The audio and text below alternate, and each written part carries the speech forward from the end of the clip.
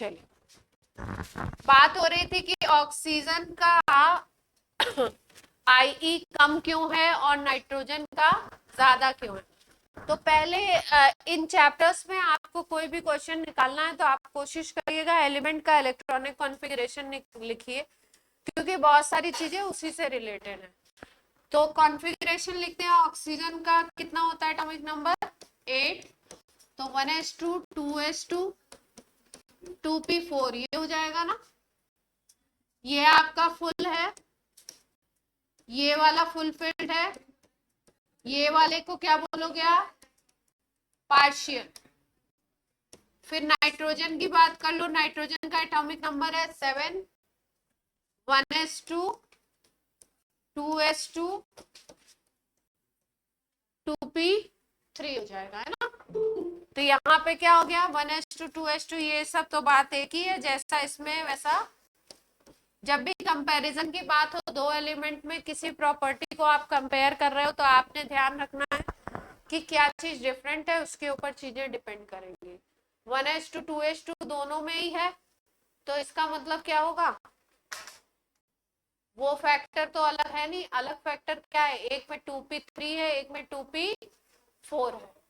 तो जिसमें 2p3 है वो कैसा फील्ड है, हाफ फील्ड, क्योंकि आपको पता है p ऑर्बिटल में फुल फील्ड होगा तो 6 होगा, हाफ फील्ड होगा तो 3 हो जाएंगे। उसके अलावा जो सिचुएशन होती है उसको हम बोलते हैं पार्शियल फील्ड। तो हमेशा स्टेबिलिटी हाफ फील्ड और फुल फील्ड की सबसे ज्यादा होती है और उससे कम होती है पार्शियल फील्ड। तो क्या याद रखोगे आप कि कौन सबसे ज्यादा स्टेबल है, फुल फील्ड, फिर उसके बाद हाफ फील्ड, उसके बाद है आपका पार्शियल।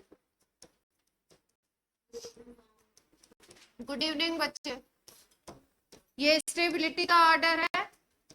जो सिस्टम जितना ज्यादा स्टेबल होगा उसकी आयनाइजेशन एनर्जी उतनी हाई होगी। सिस्टम स्टेबल बना हुआ है, उससे उसके साथ आप क्या करना चाहते हो, छेड़छाड़ करना चाहते हो, मतलब उससे इलेक्ट्रॉन निकालना चाहते हो या उसको इलेक्ट्रॉन देना चाहते हो। दोनों केसेस में क्या होगा, एनर्जी का लेना देना ज्यादा करना पड़ेगा आपको, क्योंकि सिस्टम कैसा है, स्टेबल। ठीक है, तो इस केस में नाइट्रोजन के केस में ये स्टेबल सिस्टम है, और इसके कंपैरिजन में ये ऑक्सीजन का केस वाला, क्या ऑक्सीजन का केस क्या हो जाएगा, अनस्टेबल।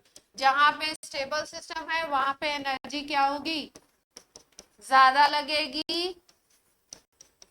यानी कि IE क्या होगा, ज्यादा। क्लियर है बात, लग रही।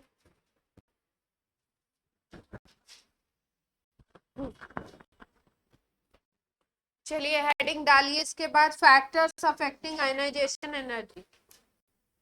आयनाइजेशन एनर्जी को अफेक्ट करने वाले फैक्टर्स किसके किसके ऊपर डिपेंड करेगा, कैसे कैसे वो बात।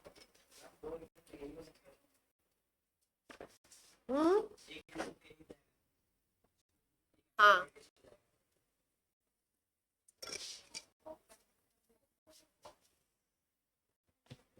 Factors affecting ionization energy. ये क्या आ गया, अच्छा हमने पीछे वाले पेज पे कर दिया।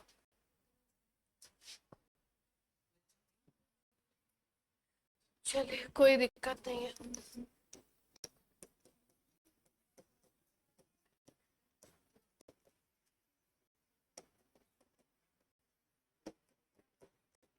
आप ये एक लाइन में लिखते हैं ना, मैं तो अपनी हाइट की वजह से कुछ ऊपर कुछ नीचे लिख देती हूँ, पर आपको क्या करना है, एक लाइन में, ऐसे खराब नहीं करना है। फैक्टर्स अफेक्टिंग IE, पहला फैक्टर है, आप पढ़ चुके हैं, एटॉमिक रेडियस।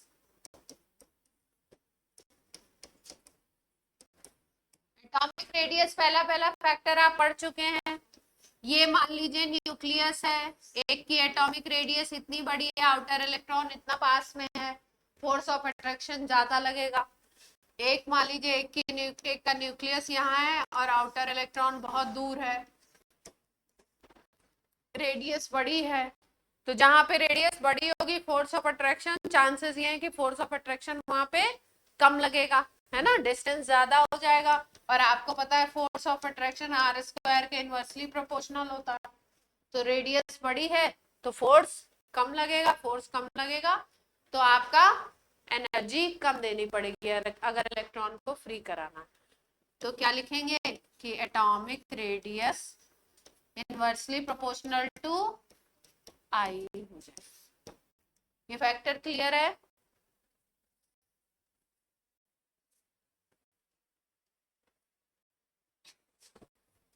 कर चुके थे, ये वाला फैक्टर है ना पहले ही।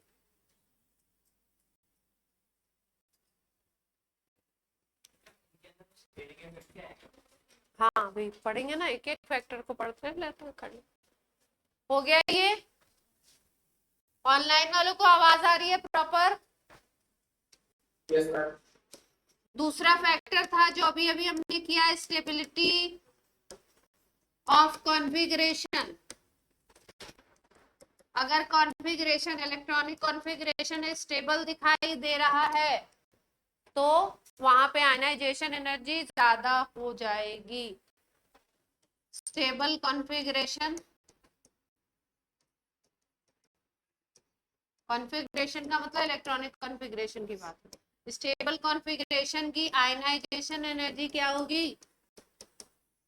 हाई होगी। और अनस्टेबल की क्या हो जाएगी?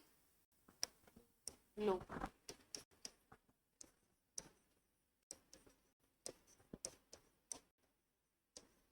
अनस्टेबल की आयनाइजेशन एनर्जी क्या होगी?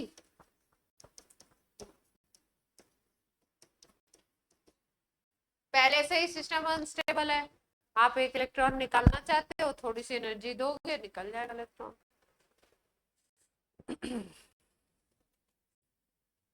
जैसे अभी हमने केस देखा था कौन सा, P4 और P3 का।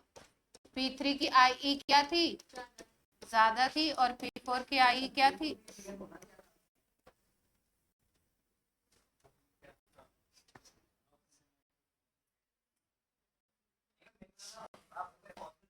कॉन्फ़िगरेशन की बात कर रहे हैं। हर्ष कहाँ दिमाग है? ओके।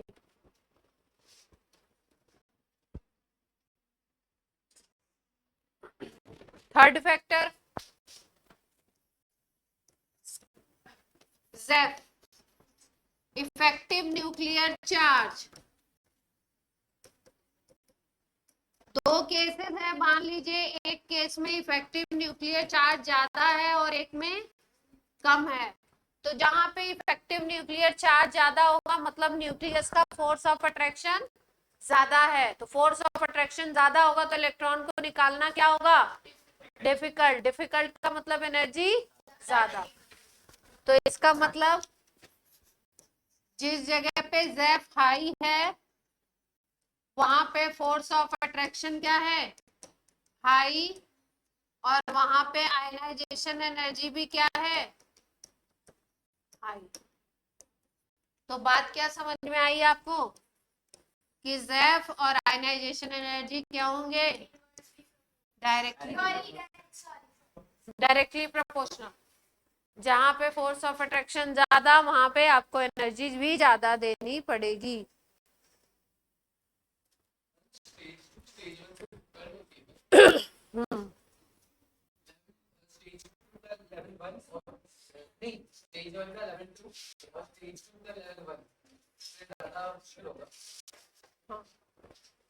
डिफरेंट है, मुश्किल भी है, डिफिकल्टी लेवल के बेसिस पे ही बनाया गया। हाँ हाँ बिल्कुल। स्टेज 3 में कुछ दिया नहीं जाता है, स्टेज 3 में आपको PYQ दे देते हैं, प्रीवियस ईयर क्वेश्चन। तो प्रीवियस ईयर क्वेश्चन में जो आपके वो आते हैं मेंस के होते हैं वो तो हल्के सवाल होते हैं, और जो एडवांस के होते हैं वो अच्छे सवाल होते हैं। मेंस में भी कभी कभी अच्छे आ जाते हैं। ना ना आपका जो लेवल 2 होगा, आपका स्टेज 1 का जो लेवल 2 होगा वो कुछ कुछ मेंस जैसा होगा। 1 तो ऐसा होता है कि जो आपकी एक्सरसाइज 1 होती है वो तो ऐसी होती है कि बस आपको चैप्टर सिखाने के लिए कि हाँ आपने चैप्टर पढ़ लिया, आपको आता है या नहीं आता, वो नॉलेज के लिए होती है। फिर 2 और फिर जब आप PYQ करते हो देन परफेक्शन कब आएगा, जब आप PYQ करना शुरू कर दोगे, आ जाएगा। इजी थे। 4 अभी करेंगे थोड़े बहुत, तो मैं चैप्टर खत्म होता है तो ही करा देती हूँ, कुछ कुछ बीच में कराती हूँ। कराया ना एटॉमिक में PYQ, रह गया? कहाँ ध्यान है? नहीं नहीं,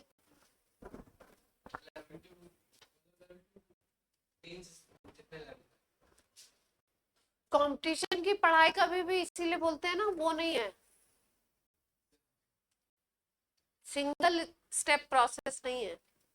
करते जाओ करते जाओ करते जाओ, फिर आएगा रिजल्ट अच्छा। आप सोचो 2 महीने कर लेंगे लास्ट में और आ जाएगा, तो आप आइंस्टीन थोड़ी ना हो, है ना। स्क्रीनिंग इफेक्ट, स्क्रीनिंग इफेक्ट पढ़ चुके हैं। साक्षी पांडे बताइए स्क्रीनिंग इफेक्ट क्या था, क्या बताया था स्क्रीनिंग?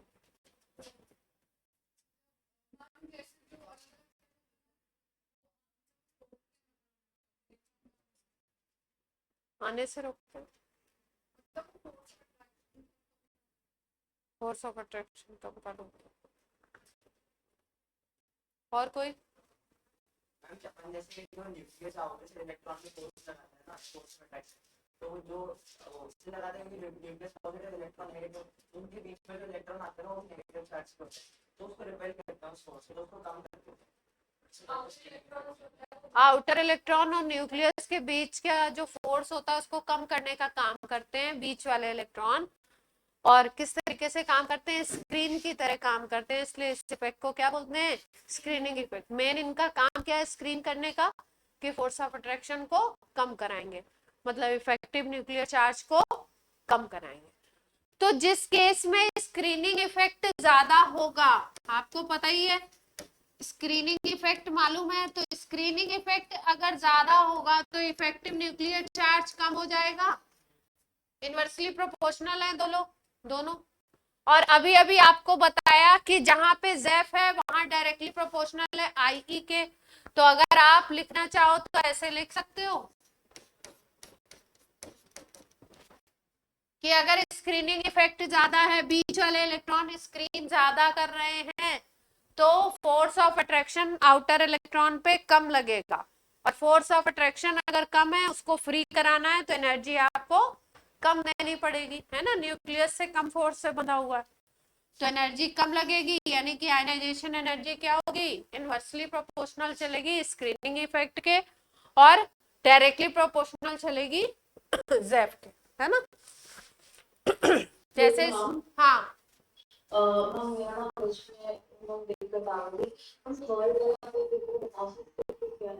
थर्ड वाला पॉइंट क्या बताया था मैंने? जेफ इफेक्टिव न्यूक्लियर चार्ज ही बताया था, डायरेक्टली प्रोपोर्शनल। अब देखो स्क्रीनिंग इफेक्ट की अगर बात करो तो मैंने क्या बताया था कि S इलेक्ट्रॉन का स्क्रीनिंग इफेक्ट सबसे अच्छा होता है, P का उससे खराब, D का सबसे खराब, F का सबसे खराब। और बेसिकली इसको पुअर शील्डिंग में काउंट करते हैं, और ये दोनों की अच्छी शील्डिंग बोलते हैं, है ना। स्क्रीनिंग इफेक्ट में ये,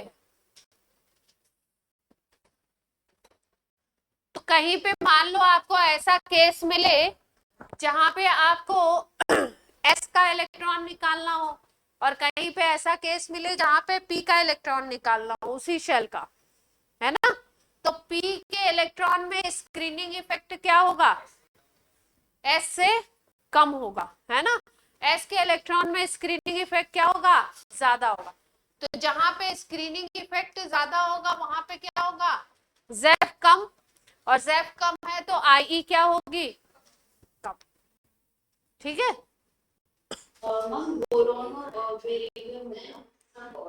बोरॉन और बेरिलियम में क्या? बेरिलियम और बोरॉन की बात कर रहे हैं। 1s2 2s2 ये कॉन्फ़िगरेशन था। यहाँ पे था 1s2 2s2 2p1, है ना, यही कॉन्फ़िगरेशन था। तो यहाँ पे क्या था? यहाँ पे स्क्रीनिंग ज्यादा होगी,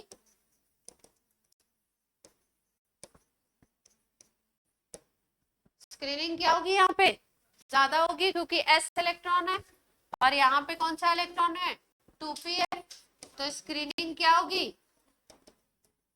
कम होगी। यहाँ पे स्टेबिलिटी का भी रीजन था, ये फुल था और ये क्या था? पार्शियल, ये भी रीजन था। ठीक है,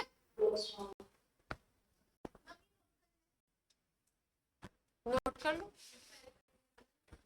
पहले कर चुके हैं ये केस, लेकिन स्टेबिलिटी से रिलेट करके किया था, स्क्रीनिंग से नहीं किया था।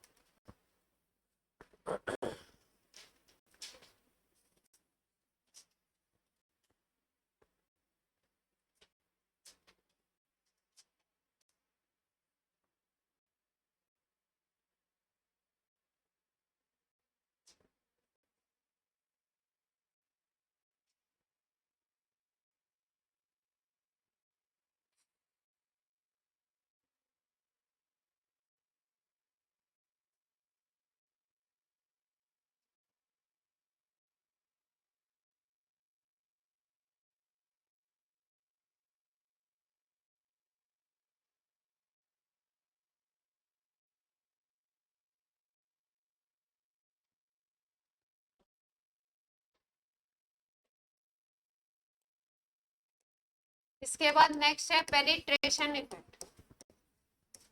पेनिट्रेशन क्या है देखिए, जैसे स्क्रीनिंग इफेक्ट है उसी तरीके से हम बात करते हैं पेनिट्रेशन इफेक्ट की। पेनिट्रेशन इफेक्ट आपका होता है कि कोई जो ऑर्बिटल के इलेक्ट्रॉन है वो न्यूक्लियस के कितने पास हैं। ठीक है, जैसे ये बोला जाता है कि ये इलेक्ट्रॉन फर्स्ट शेल में है, ये इलेक्ट्रॉन सेकंड में है, ये थर्ड में है, ये फोर्थ में है, तो एग्जैक्टली ऐसा कुछ है नहीं कि फर्स्ट और सेकंड की बहुत बाउंड्री क्लियर कट बनी हुई कि ये फर्स्ट का रास्ता ये सेकंड का, ये ऐसा एज्यूम करके हम बताते हैं। उसी तरीके से फर्स्ट में जैसे 1s है, सेकंड में 2s और 2p है, थर्ड में आपका 3s 3p 3d है, फिर 4 में 4s 4p 4d, इस तरीके से डिफरेंट डिफरेंट सब शेल्स हैं, है ना। उन सब शेल्स में ऑर्बिटल्स होंगे, ऑर्बिटल्स में इलेक्ट्रॉन होंगे, है ना। तो ऐसा देखा गया कि ये इलेक्ट्रॉन जो होते हैं ना एक दूसरे के बहुत पास होते हैं, ऐसा नहीं कि ये ऐसा है ये p है तो बहुत ऐसे अलग अलग होंगे। एक कैटेगराइजेशन किया गया है, ऑर्बिटल की प्रोबेबिलिटी के बेसिस पे शेप बताए गए हैं कि एस ऑर्बिटल है तो उसका शेप स्फेरिकल होगा, p है तो किस तरीके का होगा, लीफ डंबल मॉडल होगा, अगर d है तो डबल डंबल, इस तरीके की चीजें बताई गई हैं, है ना।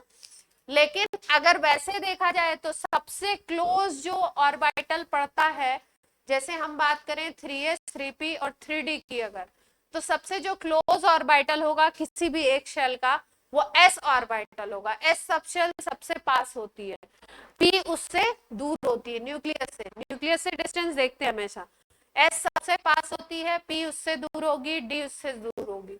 तो अगर हम बात कर रहे हैं s सबसे पास है, इसका मतलब s के ऊपर s में अगर इलेक्ट्रॉन है तो फोर्स ऑफ अट्रैक्शन सबसे ज्यादा लगेगा, p में है तो उससे कम, d में है तो उससे कम। इसका मतलब जैसे जैसे s से p d f ऐसे जाओगे वैसे वैसे फोर्स ऑफ अट्रैक्शन क्या होगा, कम होगा। s सबसे पास है तो बोलते हैं कि s का पेनिट्रेशन इफेक्ट, s ऑर्बिटल का पेनिट्रेशन सबसे ज्यादा है। पेनिट्रेशन का मतलब न्यूक्लियस के पास कौन सबसे ज्यादा है, तो जिसका पेनिट्रेशन ज्यादा उसके ऊपर फोर्स ऑफ अट्रैक्शन ज्यादा, और जिसके ऊपर फोर्स ऑफ अट्रैक्शन ज्यादा उसकी आयनाइजेशन एनर्जी अपने आप क्या हो जाएगी, ज्यादा हो जाएगी। क्लियर है बात। तो पेनिट्रेशन इफेक्ट को बेसिकली क्या बोलते हैं, क्लोजनेस टूवर्ड्स न्यूक्लियस। ये है नहीं, ये समझाने वाली बात है। पेनिट्रेशन इफेक्ट बेसिकली थोड़ा कुछ और है, बट वैसे हम बोल सकते हैं क्लोजनेस टुवर्ड्स न्यूक्लियस। और पेनिट्रेशन इफेक्ट का ऑर्डर है एस में सबसे ज्यादा पी, फिर डी, फिर है। ये अगर सबसे ज्यादा क्लोज है, एस सबसे ज्यादा क्लोज है, तो इसके ऊपर फोर्स ऑफ अट्रैक्शन क्या होगा, सबसे ज्यादा लगेगा। और जहां पे फोर्स ऑफ अट्रैक्शन सबसे ज्यादा है वहां पे आई क्या होगी, सबसे ज्यादा। फोर्स ऑफ अट्रैक्शन इलेक्ट्रॉन के ऊपर सबसे ज्यादा, तो उसको निकालना सबसे डिफिकल्ट, तो एनर्जी भी ज्यादा लगेगी।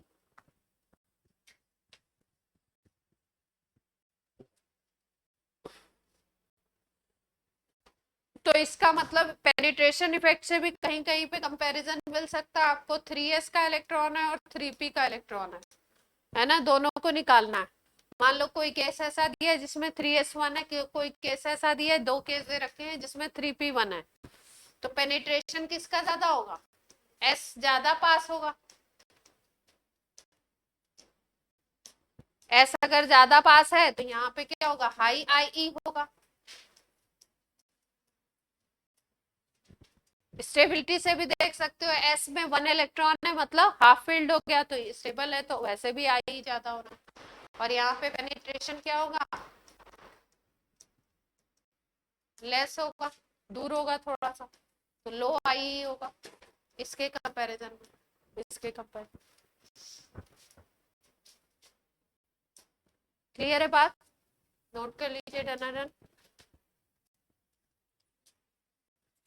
गर्मी क्यों लग रही है,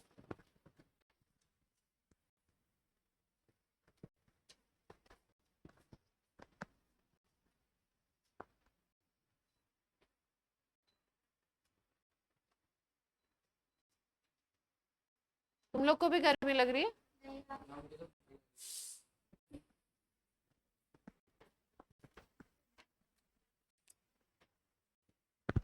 हो जाता है कभी कभी ऐसा, किसी किसी के कभी कभी दिमाग में गर्मी होती है तो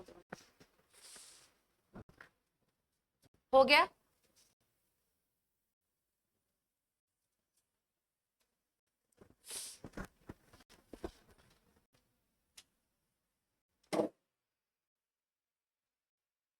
तो क्लियर हो रही है चीजें, आज कोई छोड़ने आया था।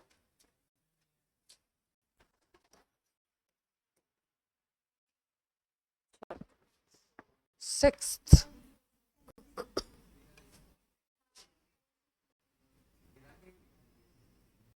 एक एग्जांपल बता दो, फैक्टर हो गए, एग्जांपल कर लो।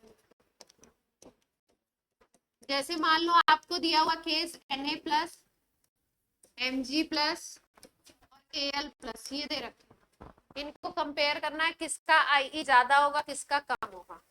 आराम से कॉन्फ़िगरेशन लिखो और सोचो। इसका कॉन्फ़िगरेशन हो गया 2 8, क्योंकि एक इलेक्ट्रॉन निकल गया। इसका हो गया 2 8 1, इसका हो गया 2 8,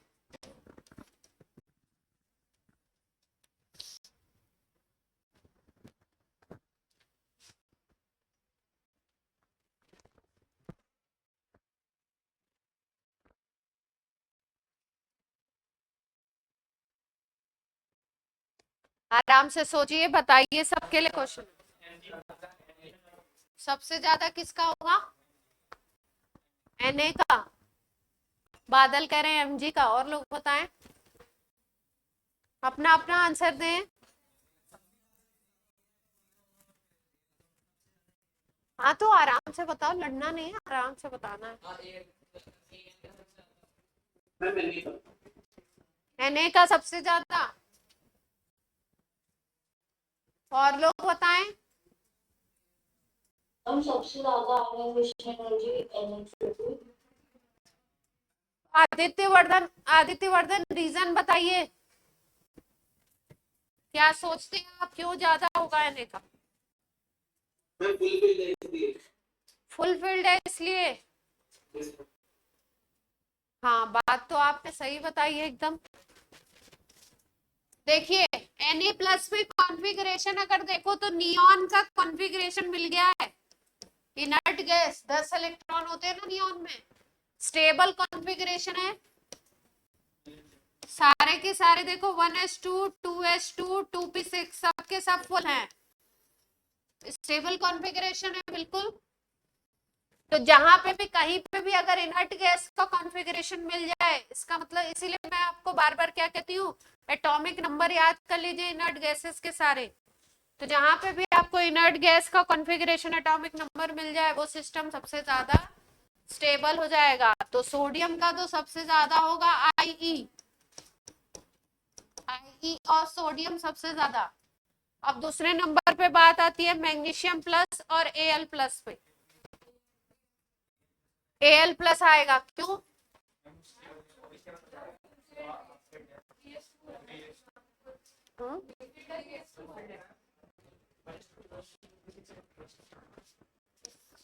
Mg प्लस की क्या सिचुएशन है? 1s2 2s2 2p6 3s1 है ना, ये सिचुएशन है। और Al प्लस की क्या सिचुएशन है? 1s2 2s2 2p6 3s2 है ना। एक फैक्टर तो देखो ये वाला देख सकते हो कि ये हो गया हाफ और ये क्या हो गया फुल, तो फुल फील्ड की स्टेबिलिटी ज्यादा होती है। दूसरा एक और फैक्टर इसमें लगेगा, यहाँ पे एल्यूमिनियम का केस है तो 13 प्रोटॉन होंगे, यहाँ पे मैग्नीशियम का केस है तो 12 प्रोटॉन है।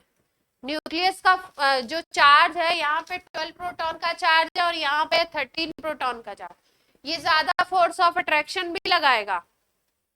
न्यूक्लियस का चार्ज बढ़ गया ना, देखो Al प्लस का मतलब कितने इलेक्ट्रॉन को खींचना है? 12 को खींच रहे हैं, 13 प्रोटॉन की स्ट्रेंथ खींच रही है। यहाँ पे कितने हैं आपके? 11 को खींच रहे हैं, लेकिन प्रोटॉन की स्ट्रेंथ क्या है? 12 है ना, एक ही पीरियड के हैं। तो इसका मतलब अगर देखो तो Al प्लस में प्रोटॉनिक चार्ज भी बढ़ गया। दूसरी चीज फुल फील्ड सिस्टम है और यहाँ पे कैसा सिस्टम है? Half field. तो फुल फील्ड ज्यादा स्टेबल होगा, फुल वाले की स्टेबिलिटी क्या होगी? ज्यादा होगी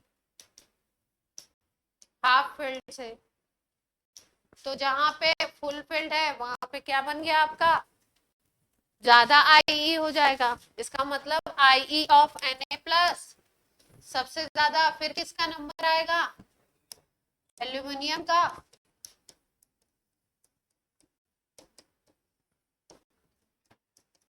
फिर उसके बाद लास्ट में कौन आएगा?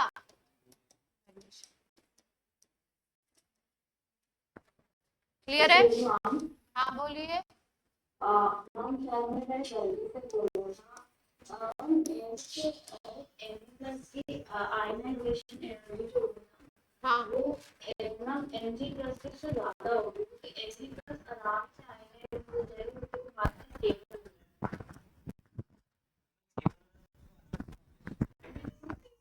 सुनो सुनो सुनो सुनो, सोडियम नहीं दिया गया है आपको, सोडियम प्लस दिया गया है। सोडियम प्लस ऑलरेडी स्टेबल है। सोडियम का केस नहीं दिया गया है आपको, स्पीसीज क्या दी गई है? Sodium plus Al plus Mg plus. Sodium plus already क्या हो चुका है? एक इलेक्ट्रॉन दे करके अपना स्टेबल सिस्टम बना चुका है। ठीक है। Yes.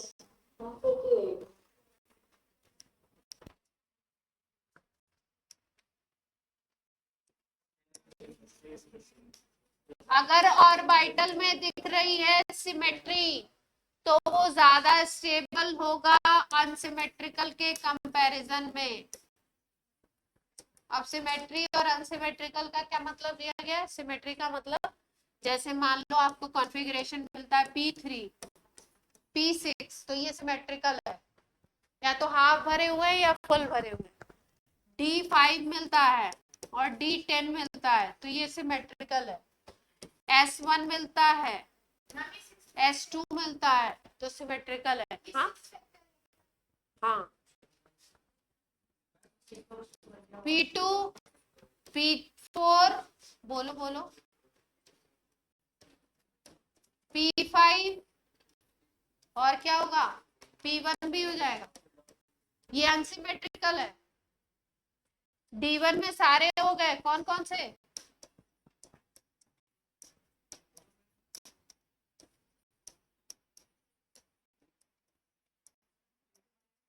ये सब अनसिमेट्रिकल में आ जाएंगे। सिमेट्रिकल का मतलब इक्वलिटी काइंड ऑफ, हाँ वही सेम बात है, दूसरे नाम से दे दिया।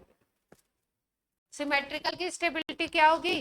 ज्यादा, और अनसिमेट्रिकल की कम।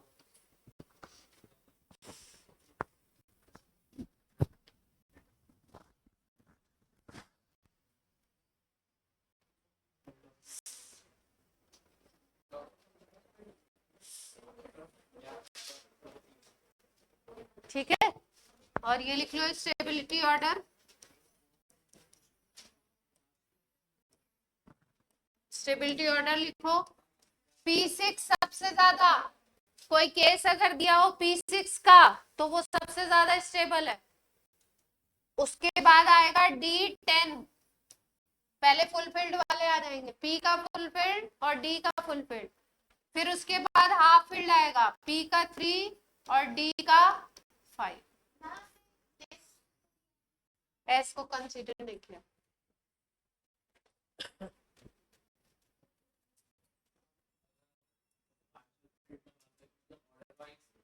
तो पार्शियल फील्ड तो पीछे ही जाएगा, कम स्टेबिलिटी। पार्शियल फील्ड की तो स्टेबिलिटी कम ही है।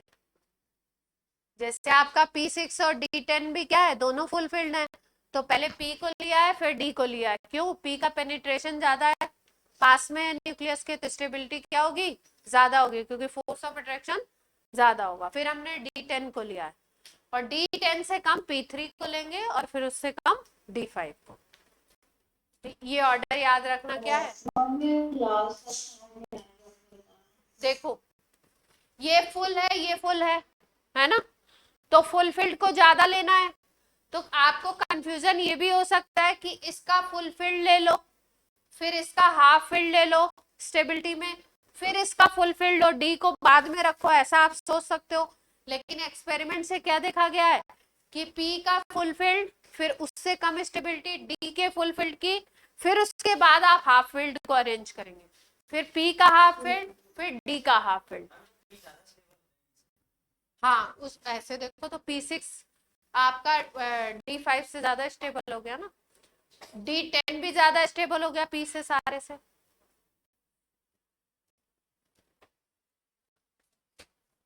चलो सवाल किया जाए कुछ IE पे। आप बोलेंगे तो अभी क्या कर रहे थे हम। IE of aluminium is less than, सवाल है आपका, IE of aluminium is less than IE of gallium.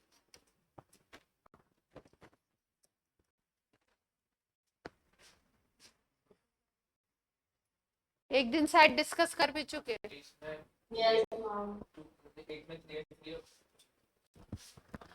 Aluminium का कॉन्फ़िगरेशन होता है 13 इलेक्ट्रॉन है, 1s2 2s2 2p6 3s2 3p1, यही था।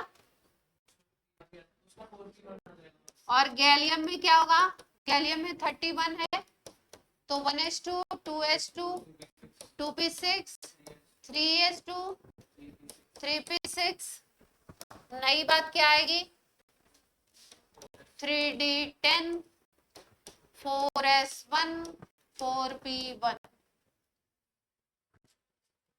31 इलेक्ट्रॉन है ना, ठीक है, जोड़ लो। 4s2 कर दो, ये गड़बड़ लिख दिया, ओके। तो अब देखो यहाँ पे क्या फैक्टर लग रहा है, ध्यान से देखिए।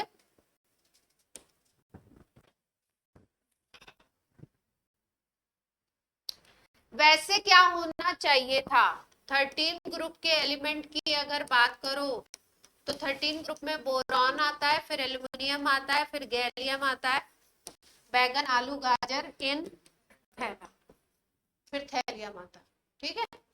तो टॉप टू बॉटम जब हम नीचे आते हैं तो शेल का नंबर बढ़ता है, शेल का नंबर बढ़ेगा तो रेडियस बढ़ेगी, रेडियस बढ़ेगी तो इलेक्ट्रॉन दूर जाएगा, दूर जाएगा तो फोर्स ऑफ अट्रैक्शन कम लगेगा। तो आयनाइजेशन एनर्जी क्या होनी चाहिए, कम होनी चाहिए। ठीक है, नीचे जाने पे आयनाइजेशन एनर्जी क्या होनी चाहिए, कम होनी चाहिए। इसका मतलब गैलियम की आयनाइजेशन एनर्जी कम होनी चाहिए थी एल्युमिनियम से, लेकिन हमें क्या केस देखने को मिला, गैलियम की ज्यादा है और एल्युमिनियम की कम है।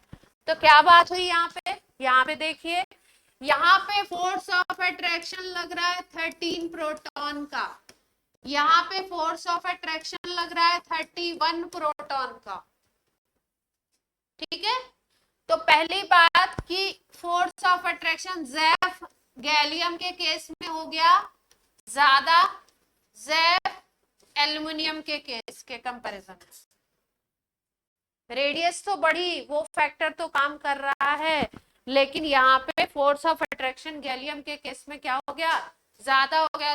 31 प्रोटॉन खींच रहे हैं आउटर इलेक्ट्रॉन को, यहाँ पे कितने खींच रहे थे, 13 प्रोटॉन खींच रहे थे। ठीक है, एक फैक्टर ये काम किया, और दूसरा फैक्टर ये काम किया कि आपका 3d10 इलेक्ट्रॉन आ गए, यहाँ पे d के 10 इलेक्ट्रॉन आ गए। अगर आप देखो तो बीच में क्या है, d के 10 इलेक्ट्रॉन आ गए, और d के जो 10 इलेक्ट्रॉन है इनका जो शील्डिंग इफेक्ट होगा वो क्या होगा, ये पुअर शील्डर्स होते हैं, यानी कि इनका शील्डिंग इफेक्ट उतना अच्छा काम नहीं करेगा। अच्छा देखिए, इसमें ध्यान रखेंगे कि जिस केस में शील्डिंग इफेक्ट बढ़ेगा वहां पे ज़ेफ कम होगा, और जहां शील्डिंग इफेक्ट कम होता है वहां पे ज़ेफ वाला फैक्टर, दोनों फैक्टर एक साथ चलते हैं। ठीक है, अगर आप ज़ेफ बढ़ा रहे हो मतलब फोर्स ऑफ अट्रैक्शन बढ़ा रहे हो, इसका मतलब शील्डिंग इफेक्ट कम होगा उस केस में, और जहां शील्डिंग इफेक्ट बढ़ेगा वहां पे ज़ेफ कम होगा। अपोजिट चलते हैं दोनों फैक्टर, ये दिमाग में बात रखनी है। तो यहाँ पे 3d के इलेक्ट्रॉन आ गए बीच में 10, और 3d के इलेक्ट्रॉन कैसे होते हैं, पुअर शील्डर्स होते हैं, बीच में ही आ गए, क्योंकि 4p1 को निकलना है बाहर वाले इलेक्ट्रॉन को, बीच में ही आ गए। 3d10 के पुअर शील्डर्स होते हैं, यानी कि शील्डिंग इफेक्ट क्या है इनका, कम है, उतना अच्छा शील्डिंग इफेक्ट नहीं है, तो लेस शील्डिंग बोल सकते हैं। अगर शील्डिंग कम है तो ज़ेफ क्या होगा, हाई, और ज़ेफ अगर हाई है मतलब force of attraction, force of attraction क्या हो गया, हाई, और फोर्स ऑफ अट्रैक्शन हाई है तो आई ही क्या होगा, तो इसीलिए गैलियम के केस में क्या हो गया आपका, आयनाइजेशन एनर्जी। तो इसको बना लीजिए, फिर रीजन एक लाइन में लिखिएगा, मैं बोलूंगी।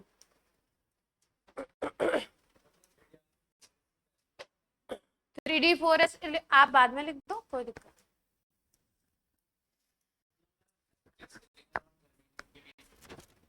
सिलिकॉन और जर्मेनियम के बीच में देखेंगे, हर केस सेम नहीं है, इसलिए क्या करना पड़ेगा, हाँ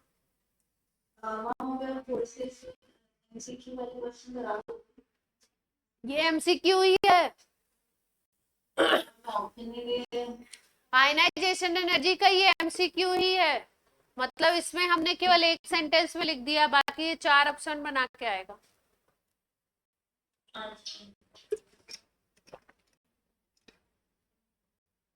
आ जाएगा ना, एक में एक को ज्यादा कर दो, एक में एक को कम कर दो, एक में बराबर कर दो, एक में नन ऑफ दीज कर दो, बन गया एमसीक्यू। पूछा हुआ केस है ये, ठीक है, लिख लीजिए, एक लाइन में लिख लो, जो लिखना चाहे, जिसको इससे ना समझ आए, एक लाइन में लिख लो। In case of gallium, in case of gallium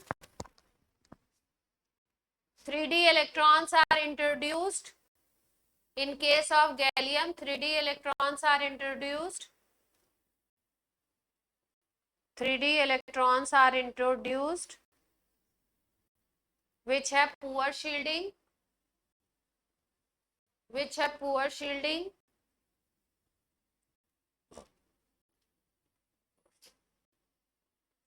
So Zef increases.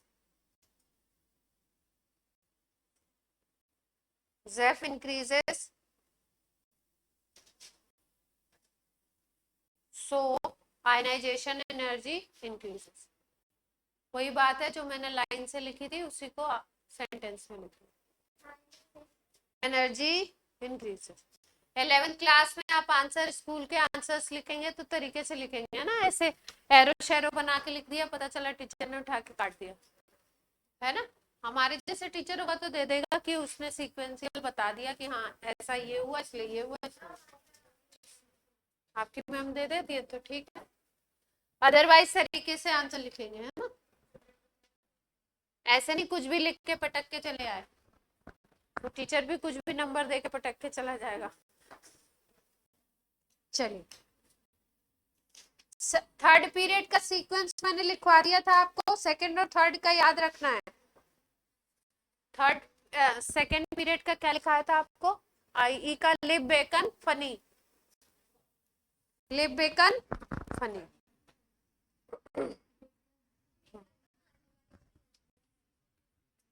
कुछ पूछना है, थर्ड पीरियड के आईई का सीक्वेंस लिख लीजिए, याद रखना है, मतलब पूछते हैं इसलिए इनको नोट ही करवा दे रहे हैं.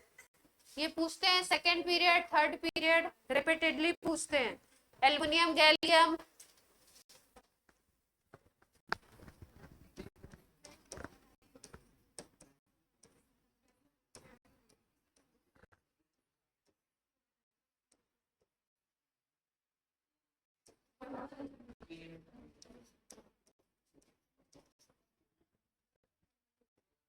सीक्वेंस क्या है.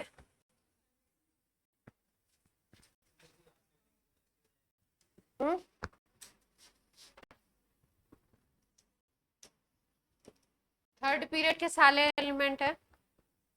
आप अपने हिसाब से इसका कोई बना करके याद कर लीजिए. हम लोग हिंदी मीडियम के थे तो हम हिंदी के हिसाब से बनाते थे, तो वो बताऊंगी तो आपको याद नहीं होगा.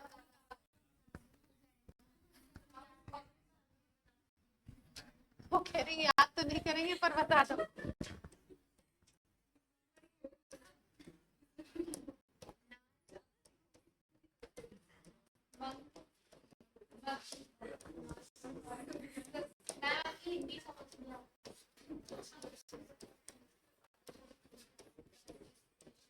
अब ये कुछ समझ में नहीं आएगा, हमने याद करने के लिए बस हमारे टीचर ने बता दिया, हमने याद कर लिया.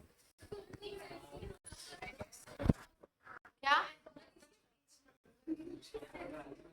ना फॉर Na, अल फॉर एल्युमिनियम नाल, मग मतलब Mg, सीस मतलब SI पहला वाला है, सिस बोल दो, सीस नहीं बोलोगे तो तुम सिस बोल दो, सिस पर, कल कल फॉर क्लोरीन, और ठीक है ऐसे ही है.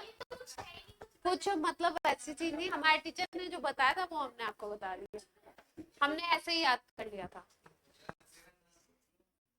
चलो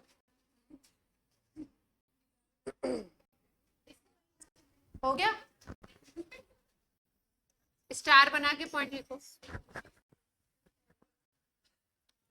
फर्स्ट जो ग्रुप है, फर्स्ट ग्रुप एल्कली मेटल जो है जिसमें lithium sodium potassium rubidium caesium francium आते हैं, उनका आयनाइजेशन एनर्जी सबसे कम होता है. पूरी पीरियोडिक टेबल में फर्स्ट ग्रुप की आयनाइजेशन एनर्जी सबसे कम. 18 ग्रुप उधर जाओगे तो 18 को तो एक्सक्लूड ही कर देते हैं, फर्स्ट की सबसे कम, 17 की सबसे ज्यादा. तो जिसकी आयनाइजेशन एनर्जी सबसे कम है, इसका मतलब उसके लिए इलेक्ट्रॉन को रिलीज करना सबसे इजी काम है, इजी टास्क है. तो फर्स्ट ग्रुप के एलिमेंट इलेक्ट्रॉन बहुत आसानी से रिमूव करते हैं अपने अंदर से. और आपको पता है जो भी स्पीसीज इलेक्ट्रॉन लूज करती है उसका होता है खुद का ऑक्सीडेशन. खुद का क्या होता है उसका ऑक्सीडेशन. इस और वो स्पीसीज काम करेगी रिड्यूसिंग एजेंट की तरह. तो क्योंकि फर्स्ट ग्रुप के जितने एलिमेंट हैं वो बहुत इजीली इलेक्ट्रॉन को रिलीज करते हैं, उनका आयनाइजेशन एनर्जी बहुत लो होता है, तो वो बहुत अच्छे रिड्यूसिंग एजेंट की तरह काम करते हैं. इसी तरीके से अपोजिट चीज है, अगर आप बात करो 17 ग्रुप के एलिमेंट की, तो 17 ग्रुप के एलिमेंट की आयनाइजेशन एनर्जी बहुत हाई है, मतलब उनसे इलेक्ट्रॉन निकलवाना क्या है, बहुत डिफिकल्ट है। उनसे इलेक्ट्रॉन निकलवाना क्या है, बहुत डिफिकल्ट है। आयनाइजेशन एनर्जी उनकी बहुत ज्यादा हाई होती है, तो वो अच्छे रिड्यूसिंग एजेंट की तरह काम नहीं करते हैं, वो इलेक्ट्रॉन को गेन तेजी से करते हैं। जो स्पीसीज इलेक्ट्रॉन गेन करती है उसका खुद का क्या होता है, रिडक्शन, और जिसका रिडक्शन होता है वो कैसे काम करता है, रेडॉक्स रिएक्शन में ऑक्सीडाइजिंग एजेंट की तरह। तो 17 ग्रुप के एलिमेंट अच्छे ऑक्सीडाइजिंग एजेंट की तरह काम करते हैं, और फर्स्ट ग्रुप के एलिमेंट कैसे काम करते हैं, अच्छे रिड्यूसिंग एजेंट की तरह। इसी पॉइंट को लिखना है आपने स्टार बना के। फर्स्ट ग्रुप एलिमेंट कौन कौन से हैं, lithium, sodium, potassium, rubidium, caesium. Francium को छोड़ देंगे, उधर से हाइड्रोजन को छोड़ देंगे, हाइड्रोजन में नेगेटिव कैरेक्टर होते हैं क्योंकि। First group element have lowest IE in periodic table. So these element easily removes electron from them. So they can act as good reducing agent. जो अपने अंदर से इलेक्ट्रॉन निकलवा रहा है आसानी से, वो क्या होगा, अच्छा रिड्यूसिंग एजेंट होगा, क्योंकि उसका ऑक्सीडेशन जल्दी से होगा।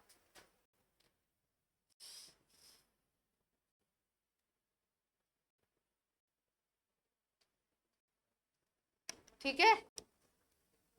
और पूरी पीरियोडिक टेबल में, पूरी पीरियोडिक टेबल में सीजियम का आयनाइजेशन एनर्जी लोएस्ट, सबसे कम। पूछा जाए पूरी पीरियोडिक टेबल में किसकी सबसे लो है, तो सीजियम।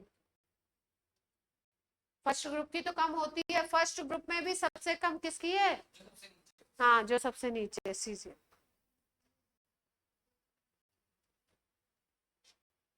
ठीक है।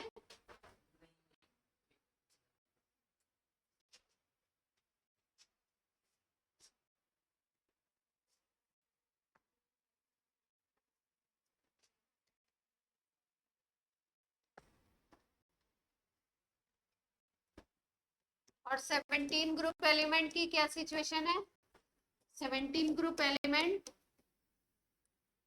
Have high IE। जितने ग्रुप्स थे 1 to 18, उसमें सबसे ज्यादा आयनाइजेशन एनर्जी 1 to 17 में सबसे ज्यादा आयनाइजेशन एनर्जी किसकी हो गई, 1 to 17 में सबसे ज्यादा किसकी है, 17 ग्रुप के। तो आयनाइजेशन एनर्जी अगर बहुत हाई है तो आयनाइजेशन होना तो डिफिकल्ट है। आयनाइजेशन मतलब इलेक्ट्रॉन निकालना क्या है, डिफिकल्ट है। बट इलेक्ट्रॉन गेन, ये इलेक्ट्रॉन का गेन इजीली करते हैं, electron gain is easy. Electron gain कोई चीज करेगी तो उसका क्या होगा, खुद का रिडक्शन, खुद का रिडक्शन होगा, तो act as good oxidizing agent.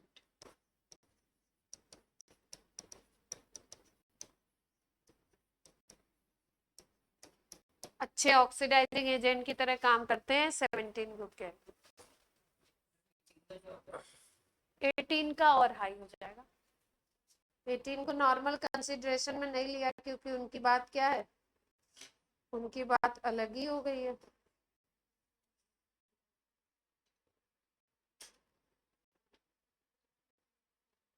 ठीक है। और इसमें भी 17 में सबसे अच्छा फ्लोरीन है, फिर क्लोरीन, फिर ब्रोमीन, फिर आयोडीन। ऑक्सीडाइजिंग नेचर सबसे अच्छा किसका है? फ्लोरीन का, फिर क्लोरीन का। यानी सबसे अच्छा ऑक्सीडाइजिंग एजेंट कौन हो जाएगा? फ्लोरीन। पूरी पीरियोडिक टेबल में।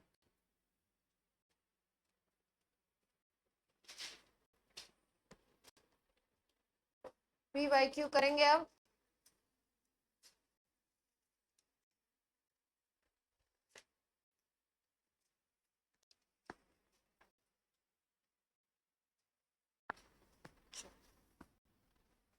नोट कर लिया ये?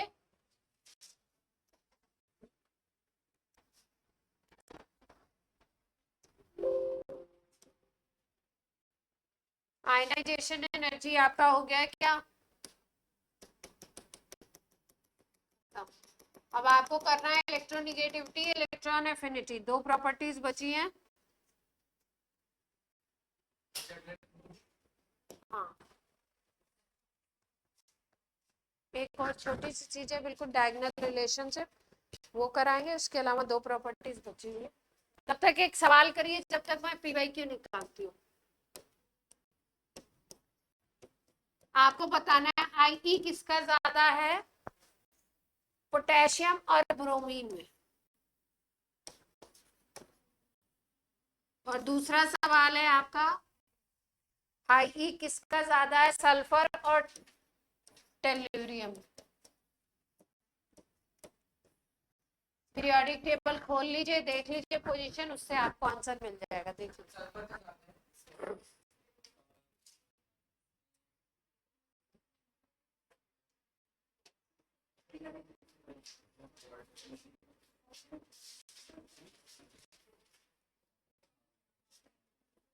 इसीलिए आपको क्या होना चाहिए? पोटेश इनकी पीरियोडिक टेबल में पोजीशन याद रहेगी तो आपका आंसर जल्दी आ जाएगा।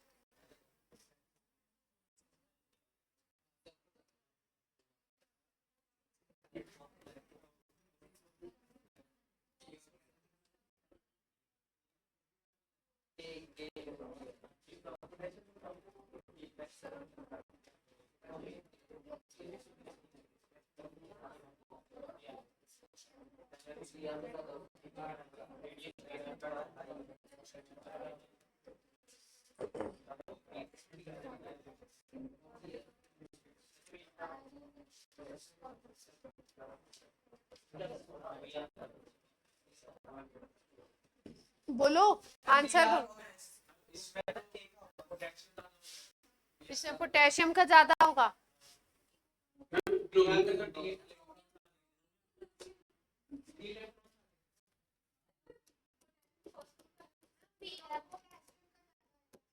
पीरियोडिक टेबल देखिए ध्यान से। फोर्थ पीरियड में ये आता है इधर की तरफ पोटेशियम, और फोर्थ ही पीरियड में ब्रोमीन यहाँ पे आएगा। देख पा रहे हैं? दोनों फोर्थ पीरियड में हैं। लेफ्ट टू राइट जाते हैं तो आयनाइजेशन एनर्जी इंक्रीज करती है। तो किसकी ज्यादा होगी? उनकी तो लो बता रही हूँ पहले से ही, फर्स्ट ग्रुप एलिमेंट की। और 17 की सबसे ज्यादा, ये 17 में है। देखो ब्रो, फिर कल बाहर आई आंटी, ये सब किसके हैं? 17 के। तो 17 का तो ऑब्वियसली क्या होगा? ज्यादा होगा, और फर्स्ट ग्रुप का कम होगा। तो पोटेशियम और ब्रोमीन में तो कंफ्यूजन ही नहीं था, किसका ज्यादा है? आई ब्रोमीन का। और दूसरा कौन सा केस दिया था? ये रहा, ग्रुप का केस दे दिया था। सल्फर और टेल्यूरियम का केस दे दिया था। सल्फर से नीचे आ रहे हैं, रेडियस यहाँ पे क्या हो रही है? बढ़ रही है। रेडियस बढ़ रही है तो क्या होगा? टी की ज्यादा होगी। क्यों? 3D और 4D का केस लग रहा है क्या?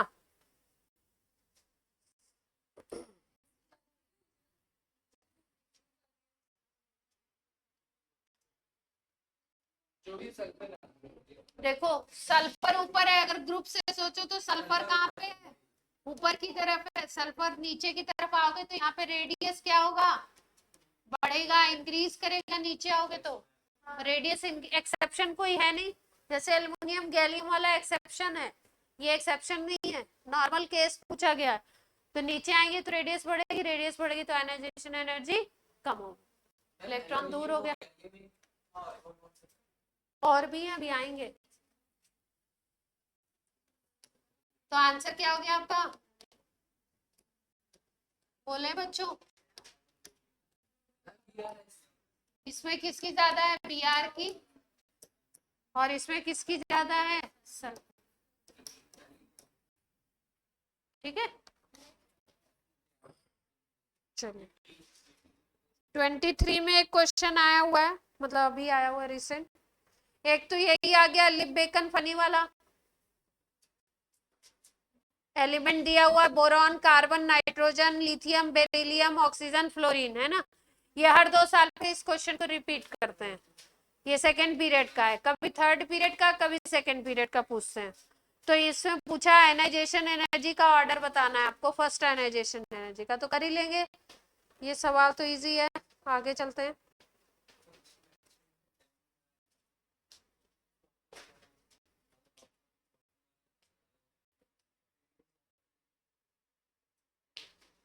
चलिए, असर्शन रीजन दिया हुआ है, देखिए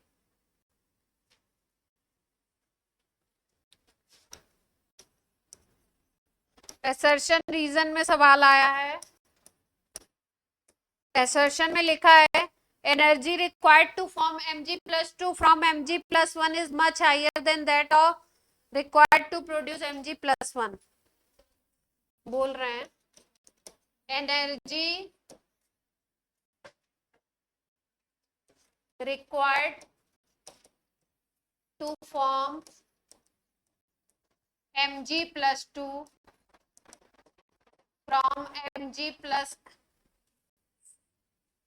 from Mg is much higher than that required for production of Mg+.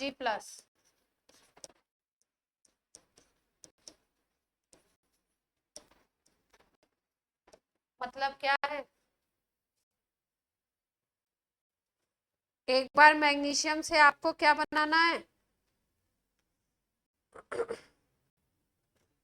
एक बार आपको मैग्नीशियम से बनाना है Mg+2 और एक बार आपको बनाना है Mg+1। एक बार आपको मैग्नीशियम से बनाना है मैग्नीशियम+2 और एक बार आपको बनाना है मैग्नीशियम से मैग्नीशियम+1। ठीक है, और बोल रहे हैं इस केस में एनर्जी ज्यादा लगेगी।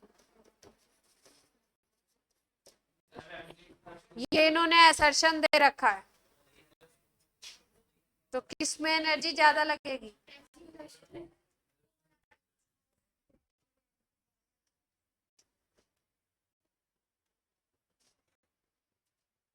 बोलो। पहले वाले में ही हायर लगेगी, क्यों?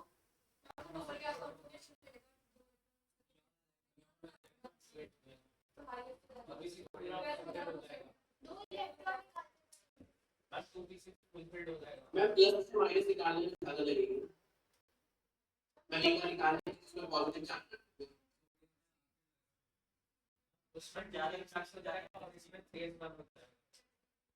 लिखते हैं, अभी असर्शन ही लिखा है मैंने, रीजन तो रह गया। Mg का कॉन्फ़िगरेशन है 282, इससे क्या बनाना चाह रहे हैं हम, Mg+28। ठीक है, लिखना नहीं है अभी, देखिए ये अनस्टेबल सिस्टम है, इससे क्या बना रहे हैं हम, स्टेबल सिस्टम बना रहे हैं, है ना। और दूसरा केस इन्होंने क्या कह दिया है, बोला है Mg से बनाओ Mg+ ये बनाना है ना। तो आप देखो यहाँ पे क्या था सिस्टम, 282 का था, अब क्या बन गया, 281 का बन गया। देखो ध्यान से देखो, ये Mg से Mg+1 बना रहे हो, है ना, एक इलेक्ट्रॉन निकाला।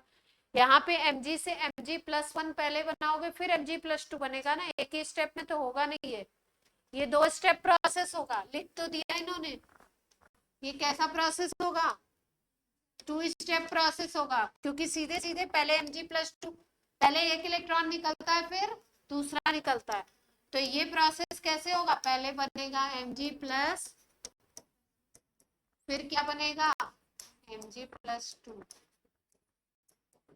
तो इसका मतलब यहाँ पे IE1 लगेगी, फिर IE2 भी लगेगी, और यहाँ पे क्या लगेगी, केवल IE1, है ना। तो यहाँ पे तो ओवरऑल में एनर्जी ज्यादा ही हो गई ना, 2 इलेक्ट्रॉन का, है ना। वैसे भी अब यहाँ पॉजिटिव चार्ज आ गया तो अब और ज्यादा एनर्जी लगेगी, इसलिए बोलते हैं IE2 is greater than I। तो यहाँ टोटल में देखो IE1 प्लस IE2 2 एनर्जी दे रहे हो, यहाँ पे केवल IE1 दे रहे हो। तो पहले केस में IE1 प्लस IE2 है, जो ऑब्वियसली ज्यादा होगी IE1 से, IE2 का डिफरेंस आ रहा है ना सीधे सीधे। तो यही लिखा है इन्होंने असर्शन में, energy is required to form Mg+2 from Mg is much higher than that of required for production of Mg+1, है ना। तो ये तो ज्यादा है, असर्शन सही है। रीजन क्या लिखा है इन्होंने,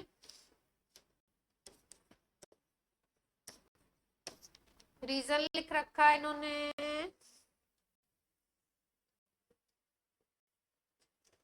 Mg+2 is smaller ion carry more charge than Mg+1. Mg+2 is a smaller ion carry more charge than Mg+1.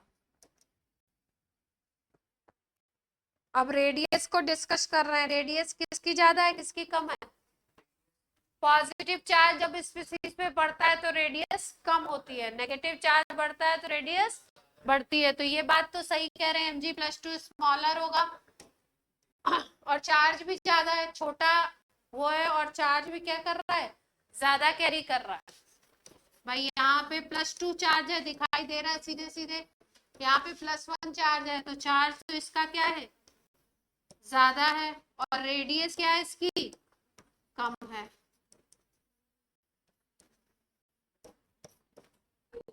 हाँ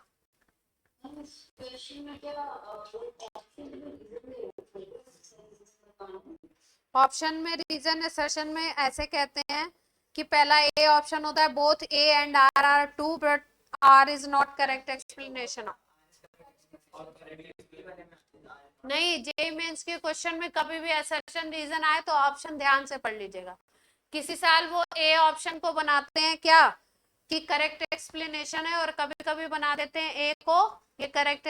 जैसे इस क्वेश्चन में इन्होंने बनाया both A and R are true but R is not correct explanation of A. फिर B option बनाया A true R false, C बनाया A false R true, D बनाया both A and R are true and R is correct explanation of A. तो answer check कर लेते हैं हम लोग, क्या है दिया हुआ है, both A and R are true and R is correct explanation of A. यहाँ पे छोटी रेडियस है और चार्ज ज्यादा कैरी कर रही है, छोटी रेडियस है और चार्ज क्या हो रही है, ज्यादा कैरी कर रही है, तो यहाँ पे एनर्जी इस सिस्टम में ज्यादा होगी। एनर्जी से रिलेट नहीं किया, देखो एक चीज होती है चार्ज रेडियस रेशियो, क्या चीज है, चार्ज रेडियस रेशियो। जहां पे चार्ज रेडियस रेशियो ज्यादा होता है वहां पे आपकी आयनाइजेशन एनर्जी कम होगी, वहां पे आयनाइजेशन एनर्जी क्या होगी, कम। ऑप्शन सी नहीं, ऑप्शन डी है। ऑप्शन क्या है, A and R correct and R is correct explanation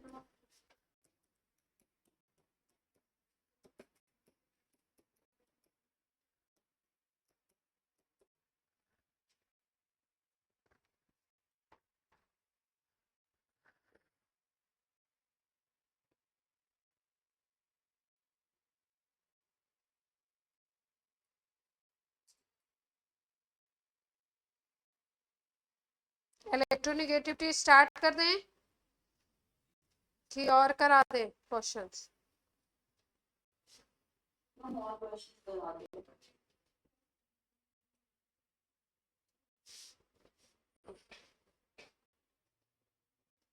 aluminium gallium का भी आ गया।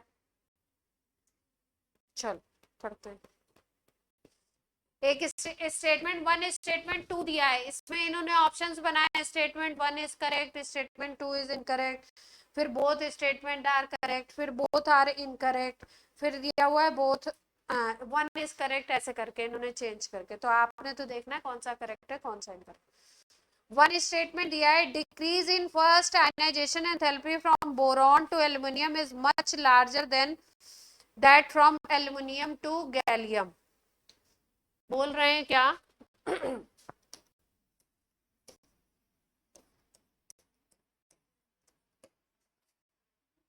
स्टेटमेंट 1 है, फर्स्ट आयनाइजेशन एंथैल्पी में डिक्रीज बोल रहे हैं, बोरॉन टू एल्युमिनियम में ज्यादा होता है। बोरॉन से एल्युमिनियम तक जाते हो तो डिक्रीज फर्स्ट आईई में ज्यादा हो रहा है in comparison to aluminium to gallium.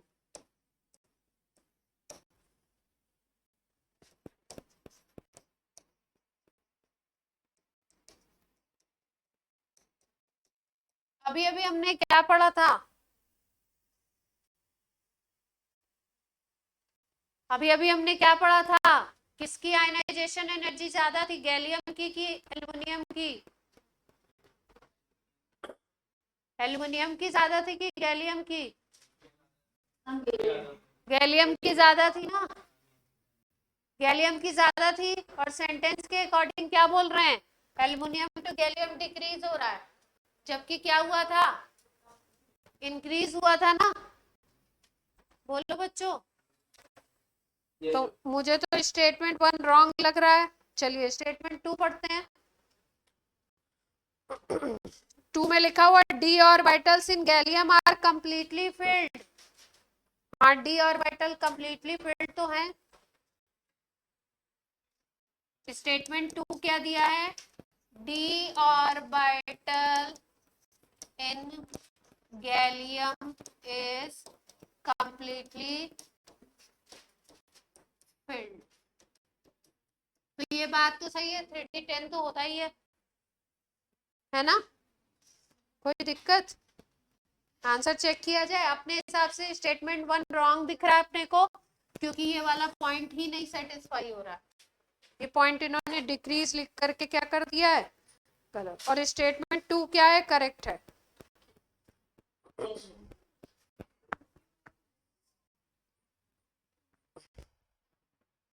ये दोनों को करेक्ट बोलना है, ऐसा क्यों भाई? Decrease in first IE enthalpy from B to AL is much larger than from AL to GA. AL to GA नहीं, गलत है, गलत लिख रखा है इन्होंने।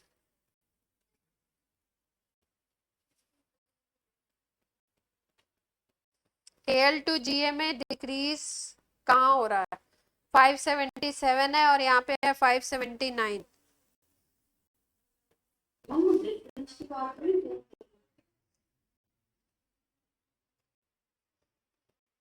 अच्छा, डिफरेंस की बात कर सकते हैं। अगर डिफरेंस तो डिफरेंस लिखना चाहिए ना, डिक्रीज क्यों लिख रहा है? Decrease in first I enthalpy from, decrease word नहीं लिखना चाहिए ना फिर तो। इन्होंने लिखी है, देखो डेटा जो इन्होंने आंसर में जो डेटा दिए हैं वो दिए हैं। बोर्ड पे ध्यान दो, गर्ल्स बात कर रहे हैं। डेटा क्या लिखा है इन्होंने? बोरॉन का लिखा है 801, इसकी एल्युमिनियम की लिखी है 577 और इसकी लिखी हुई है 579, है ना? तो यहाँ पे अगर देखो तो डिक्रीज हो रहा है ना? यहाँ पे तो डिक्रीज हो रहा है। कितने का हो रहा है? लगभग लगभग 250 का, 225 का डिक्रीज कह सकते हैं, है ना, है ना, कितने का डिक्रीज दिख रहा है, और यहाँ से यहाँ भी कितने का दिख रहा है, यहाँ तो इंक्रीज है 2 यूनिट का, ये वैल्यू लार्जर है लेकिन यहाँ पे इंक्रीज था, डिक्रीज वर्ड नहीं लिखना चाहिए था। तो जो इन्होंने सेंटेंस दिया उसके हिसाब से स्टेटमेंट 1 क्या है, ये वाला इनकरेक्ट हो गया, और 2 वाला क्या है, करेक्ट। अब हमें तो जो मिला है हम क्वेश्चन में तो चेंज करेंगे नहीं, जो हमें मिला है हम उसके हिसाब से आंसर, क्लियर है।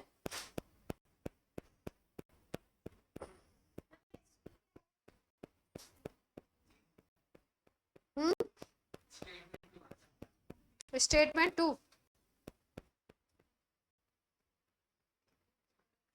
ये क्यों दिया, ये कैलकुलेट करेगा बच्चा, हो गया तो नेक्स्ट क्वेश्चन बोलूं, इजी है, आई के सवाल इजी है, अगर आपको कॉन्सेप्ट समझ में आ गया तो आप वहां पे निकाल लेंगे, एक्सेप्शन वगैरह याद रखेंगे तो बात बन जाएगी। और आई का क्वेश्चन आ गया मतलब क्या आ गया, अगर पढ़ा हुआ क्वेश्चन आ गया जेई में तो लड्डू क्वेश्चन है ना, अगर आपका पढ़ा हुआ आ गया, कुछ नया आ गया तो उसमें आपको क्या करना पड़ता है, नए तरीके से सोचना पड़ता है। फर्स्ट आई दे रखा है सोडियम का, मैग्नीशियम का और सिलिकॉन का, सोडियम मैग्नीशियम और सिलिकॉन का दे रखा है 496 किलो जूल पर मोल, 737 किलो जूल पर मोल,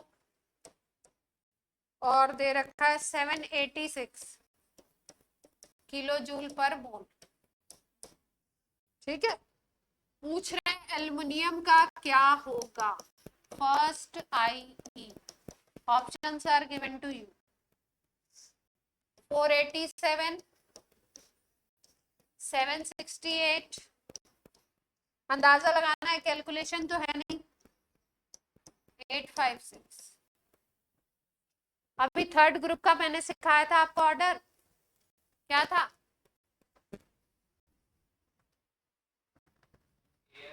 अभी क्या सिखाया था, नाल क्या था, मक्सीस, तो उतने से ही काम बन जाएगा अपना, एल्युमिनियम का पूछा है, यही ऑर्डर तो बताया था अभी आपको,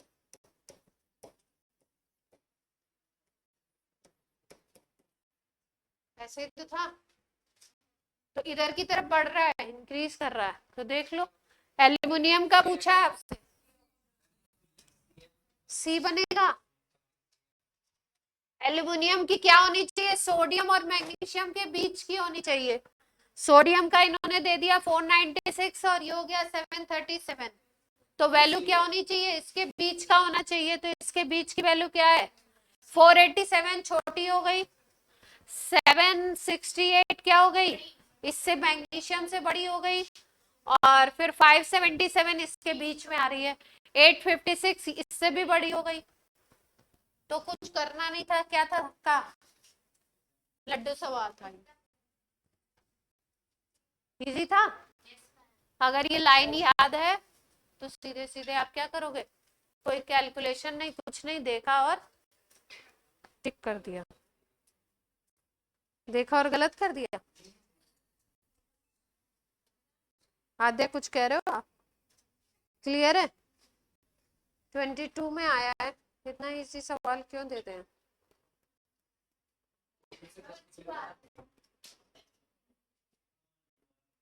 अच्छी क्या बात है, चलो एक और करेंगे,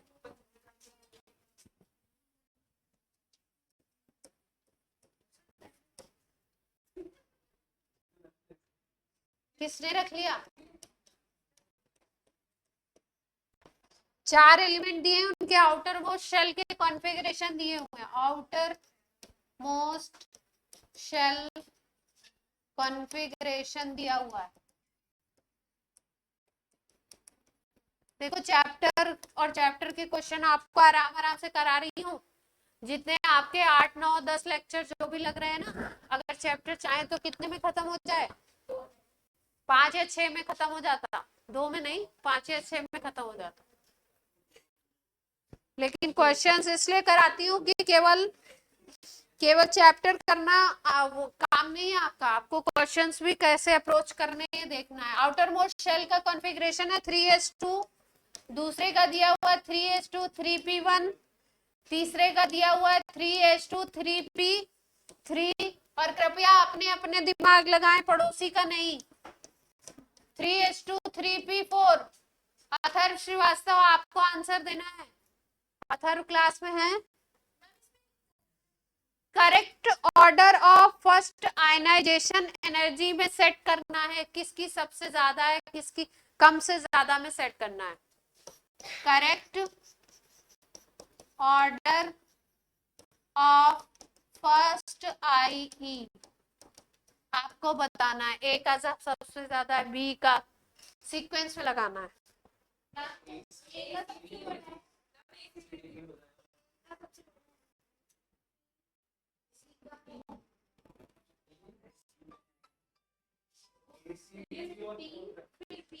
पहले सबसे छोटे का बताना।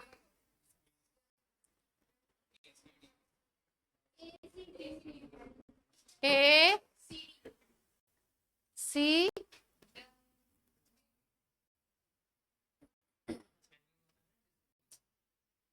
Ascending order.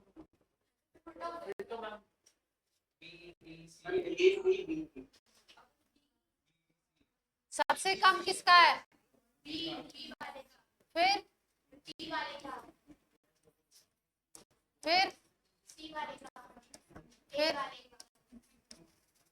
ऐसे बता रहे हो? हम DBCA। DBCA, डी का सबसे कम। यस सबसे कम वाले को सबसे पहले बताइए।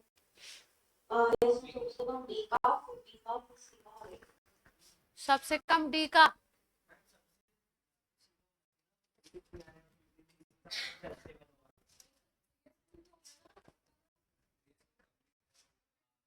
देखो ध्यान से।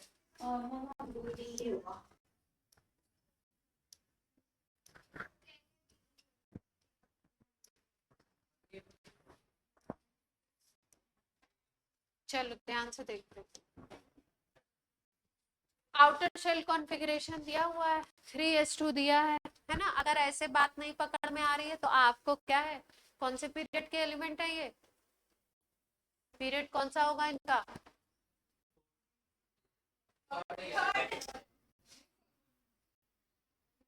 थर्ड के ही तो होंगे, थर्ड पीरियड के ही तो होंगे। तीसरी शेल आउटर शेल है, आउटर शेल दिया है, तीसरी शेल आउटर शेल है, सब में देखो तीसरी आउटर है, तो थर्ड पीरियड के ही एलिमेंट है। थर्ड पीरियड का तो आपने ऐसे ही याद है, कुछ कंपेयर वगैरह करने की जरूरत ही नहीं थी। थर्ड का तो याद है ना। थर्ड पीरियड में अगर आपका 3s2 है तो क्या है, मैग्नीशियम। 3s2 3p1 है तो कौन सा है, एल्युमिनियम। 3s2 3p3 है तो कौन है, फास्फोरस। 3s2 3p4 है तो कौन है, सल्फर। अभी तो बताया था।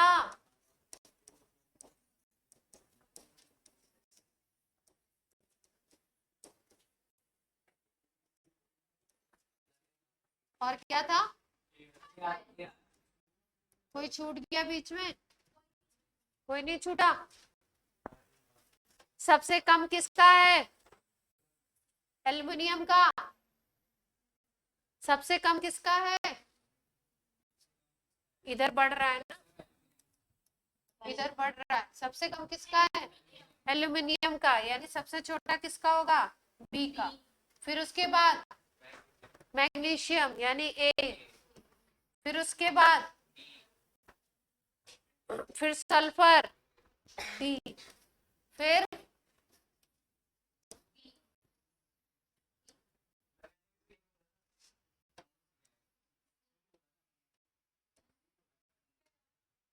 ठीक है, आपने यही बोला था। ये क्या है, हाफ फील्ड है, ये हाफ फील्ड है, ये पार्शियल फील्ड है, ये भी पार्शियल फील्ड है, तो हाफ फील्ड वाला तो सबसे ज्यादा गया। अब आप बोलोगे मैग्नीशियम को क्यों नहीं लिया, है ना, 3s2 था, ये तो फुल फील्ड था, ये आपका क्या होगा,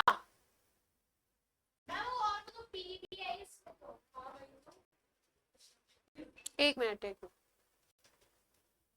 फॉस्फोरस नहीं,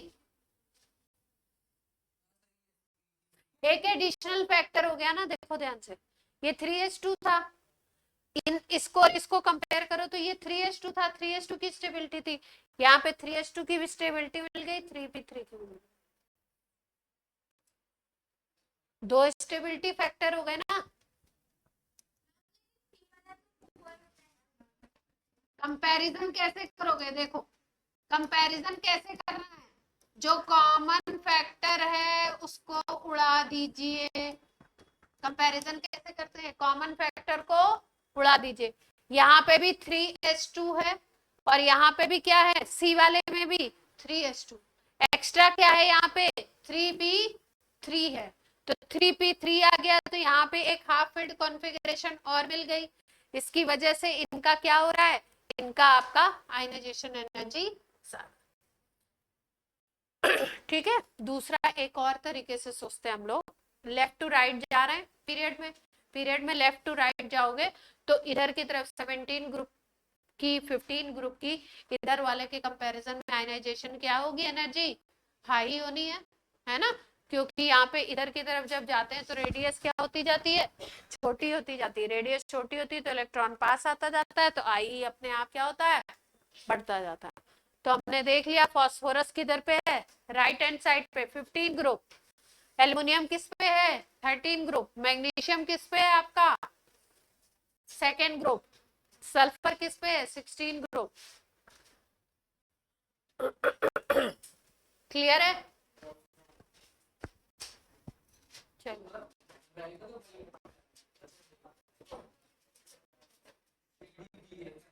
हाँ मेधांश क्या हुआ, अरे अरे बोलो बोलो,